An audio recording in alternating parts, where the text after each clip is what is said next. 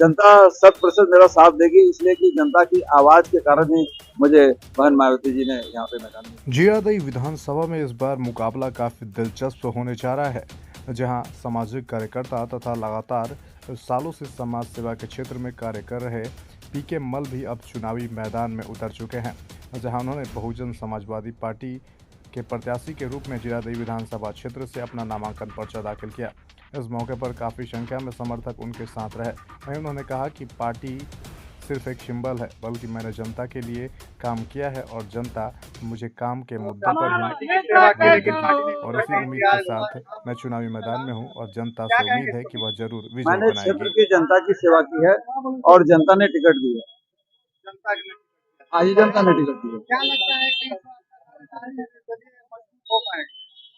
ये निर्दलीय नहीं है, मैं बहुजन समाज पार्टी से, एक राष्ट्रीय पार्टी है और बहन मायावती जी का एक सामाजिक न्याय का एक उनका आधार है और एक अच्छे एडमिनिस्ट्रेशन का आधार है और मैं उस पार्टी से हूँ। जो सालों आपने सेवा किया पार्टी का, आप हमेशा राष्ट्रवादी रहे हैं और मैं बार बार ये कहता हूँ कि मैंने समाज की सेवा की है।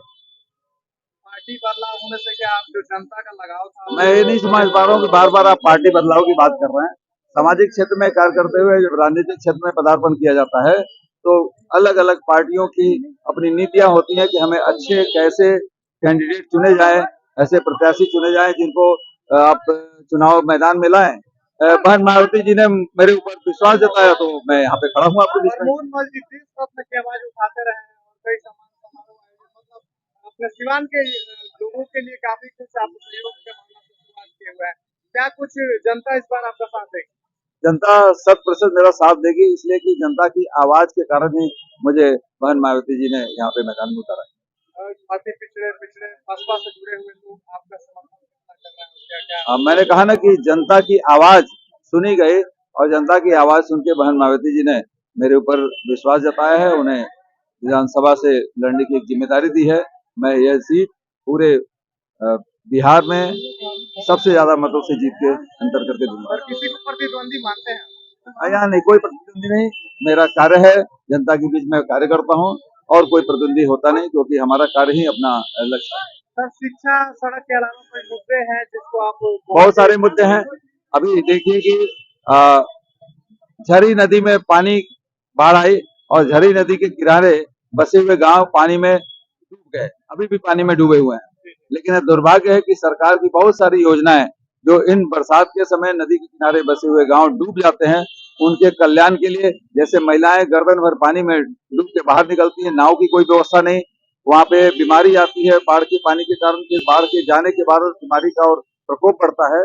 और इस तरफ मैं जान के आश्चर्य हो रहा था कि यहीं पे बिशनपुरा के पास में, अकोलही के पास में, झरी नदी के किनारे बसे हुए तमाम बिन टोली और सुधा टोली में लोग परेशान थे, लेकिन उनको न नाव की व्यवस्था, न उपचार की व्यवस्था, न दवा की व्यवस्था थी। सरकार की विभिन्न योजनाओं में इसे कवर किया जाता जो लोगों को नहीं मिल रहा है। मेरा ये होगा कि इन परिस्थितियों के अलावा जो भी सरकार की लोक कल्याणकारी योजनाएं सरकार द्वारा दी जाती हैं जो आम जन तक, पीड़ित तक नहीं पहुंच पाता, उस पर निगरानी करके उसको पहुंचाया जाए। जनता से कोई अपील करना चाहेंगे? मैं जनता से यही अपील करना चाहता हूँ, हमारे जीरादेई की सम्मानित जनता डॉक्टर राजेंद्र प्रसाद की धरती से है, मजहरूल हक की धरती से है। यहाँ न जात पे, न धर्म पे, न जात पे विकास